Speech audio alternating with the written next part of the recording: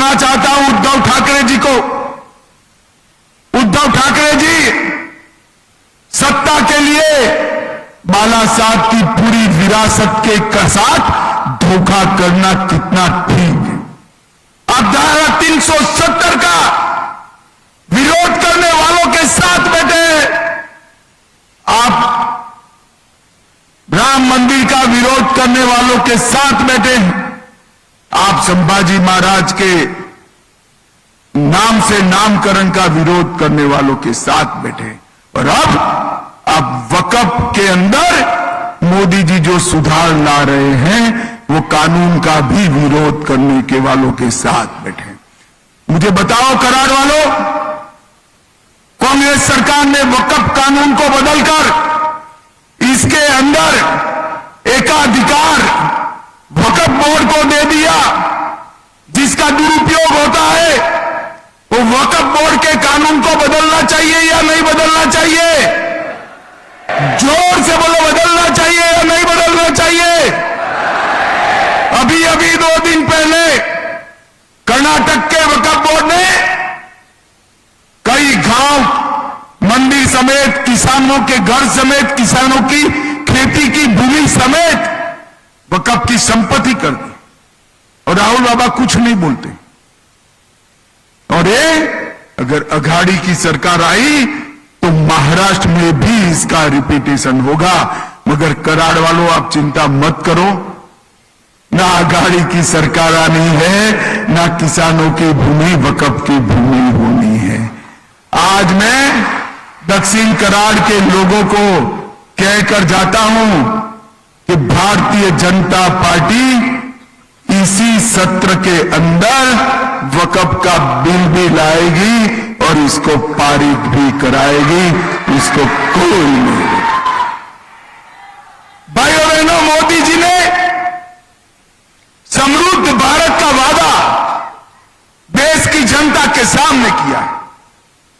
और समृद्ध भारत तभी बन सकता है कि भारत के राज्य समृद्ध बने।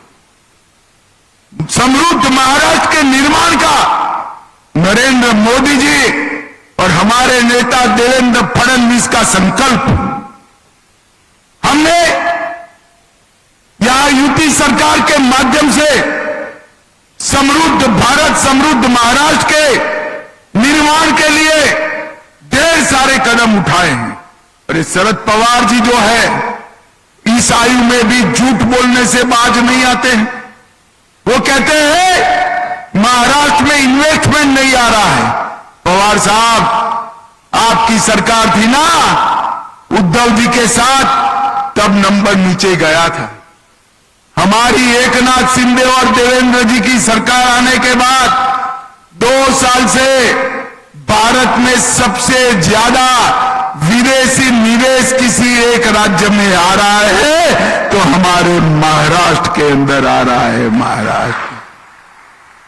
और हमारे अतुल बाबा मांगने में थोड़ा दिल कमजोर रखते हैं।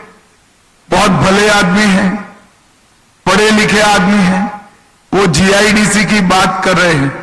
मैं आज कहकर जाता हूं, एक बहुत बड़ा अच्छा राष्ट्रीय स्तर का इन्वेस्टमेंट हम कराड़ दक्षिण में लाएंगे। ये हमारा वादा।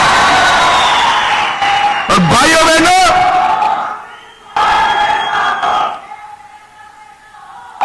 भाइयों बहनों, बस भाइयों बहनों, नरेंद्र मोदी जी ने पूरे महाराष्ट्र के विकास के लिए एकनाथ जी और देवेंद्र जी के साथ मिलकर सड़कों का जाला बनाया। समृद्धि राजमार्ग, मुंबई कोस्टल रोड, अटल सेतु, पुणे, मुंबई, नागपुर में मेट्रो, देवेंद्र जी ने जलयुक्त शिवार बनाए, कृष्णा बीमा स्थिरीकरण का काम किया, तेंदू मैसल जैसी योजनाओं को भी आगे बढ़ाया। मैं पवार साहब को पूछना चाहता हूं कि आप एक भी काम बता दीजिए जो अघाड़ी की सरकार में हुआ था। मेरा कराड़ वालों से अपील है, जिस प्रकार से महाराष्ट्र का विकास हो रहा है, कराड़ के युवा ऑनलाइन जाए और पूरे देश के विकास के साथ इसकी तुलना करे। सबसे तेज विकास मोदी जी के शासन में, देवेंद्र के शासन में अगर कहीं हो रहा है तो हमारे महाराष्ट्र के अंदर हो रहा है मित्रों, महाराष्ट्र।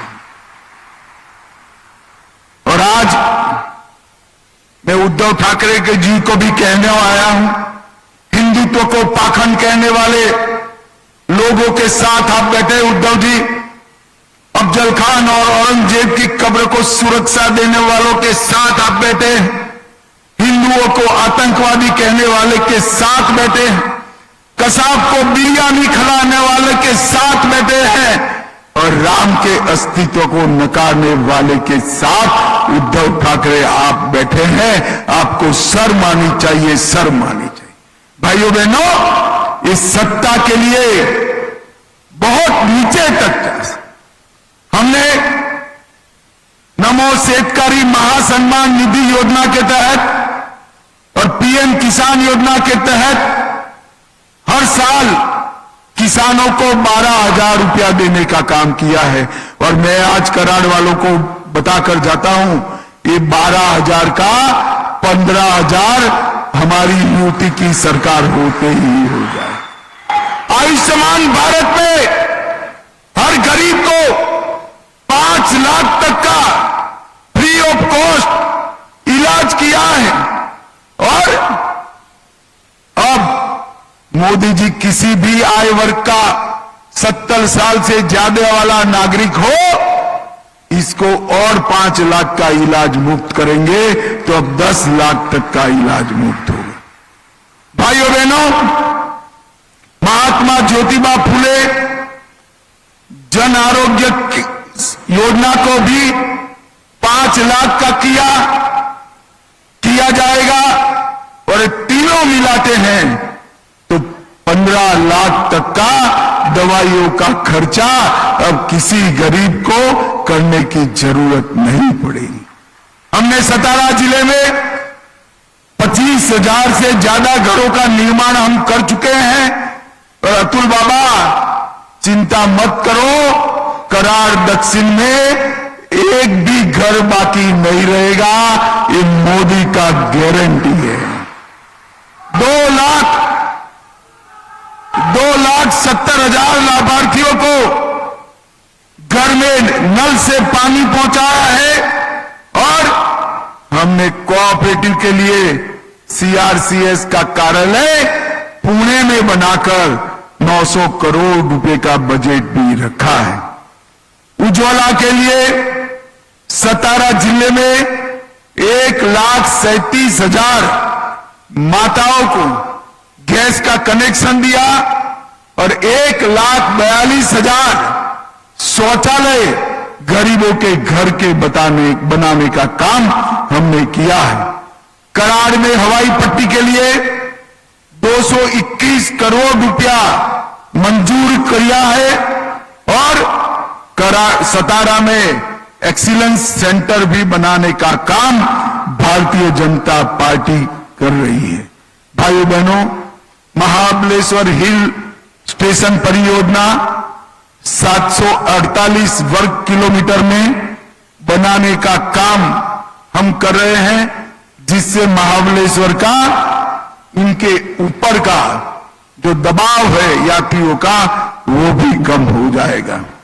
हमने वृद्धावस्था पेंशन को 1500 से 2100 करना तय किया है। और माताओं बहनों, जोर से ताली बजाना, लाडली बहन योजना भी अब 2100 रुपये की होने वाली।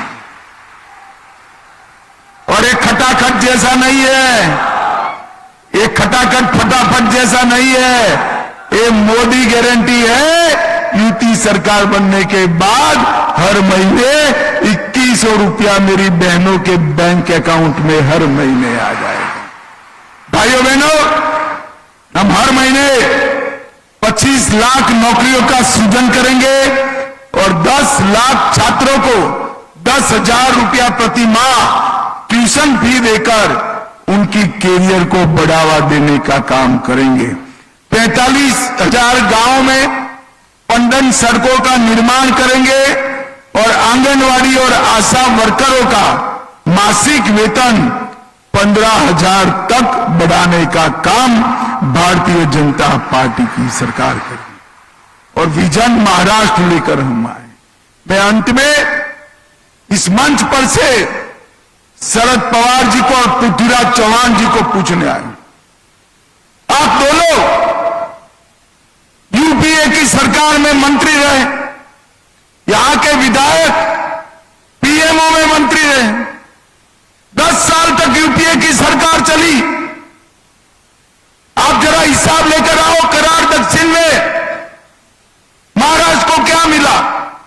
ये हिसाब किताब लेकर नहीं आते हैं, मगर भाई मैं तो बनने का बेटा हूं, मैं हिसाब पूरा लेकर आया हूं आपको बताने के लिए। 10 साल तक शरद पवार और पृथ्वीराज चौहान मंत्री रहे, महाराष्ट्र को सिर्फ 1,91,000 करोड़ रुपया दिया। 1,91,000 करोड़। कितना दिया जरा जोर से बोलो तो भाई। 10 साल मोदी जी भी शासन में रहे, वो लोग 4 से 14 रहे, मोदी जी 14 से 24 रहे, और 1,91,000 करोड़ के सामने नरेंद्र मोदी जी ने 10,15,890 करोड़ रुपया मारा है। और शरद पवार कह रहे कि हमें अन्याय हो रहा है। पवार साहब, महाराष्ट्र को अन्याय करने का काम अगर किसी ने किया है तो शरद पवाराणी कंपनी ने किया है और किसी ने नहीं किया है। आपने 1,91,000 करोड़ रुपया ही सिर्फ दिया। आपके समय में कोई काम नहीं हुआ, और नरेंद्र मोदी जी ने 10,15,890 करोड़ रुपया दिया। वाधवान पोर्ट एशिया का सबसे बड़ा पोर्ट बनाने का काम भी महाराष्ट्र में हो रहा है, और ढेर सारे इंफ्रास्ट्रक्चर के काम भारतीय जनता पार्टी की सरकार ने शुरू किए। माताओं, भाइयों, बहनों, मैं अतुल दादा को जिताने के लिए आया हूं।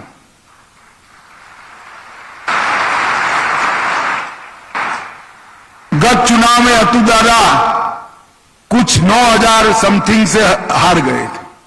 मेरे दिल में भी कसक थी, इसलिए हमारे प्रदेश अध्यक्ष को कहा था कि कराड़ दक्षिण का सभा मेरे नाम पर ही लिखना, मैं सातारा की भूमि को प्रणाम भी करूंगा और अतुल दादा के लिए अपील करूंगा। अब मैं फिर से सातारा आऊंगा, मगर अतुल दादा को जिताने के लिए नहीं, इनके विजय सरघस के अंदर आऊंगा।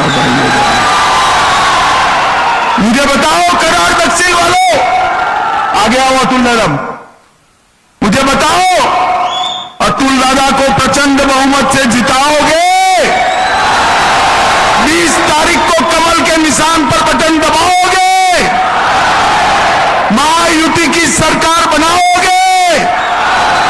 मोदी जी के हाथ मजबूत करोगे?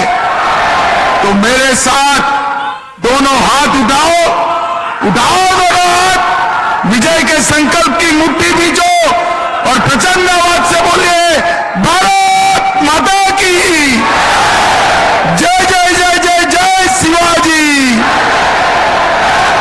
जय जय जय जय जय भवानी, जय श्री राम, जय जय श्री राम। आप सभी का बहुत बहुत धन्यवाद। नमस्कार।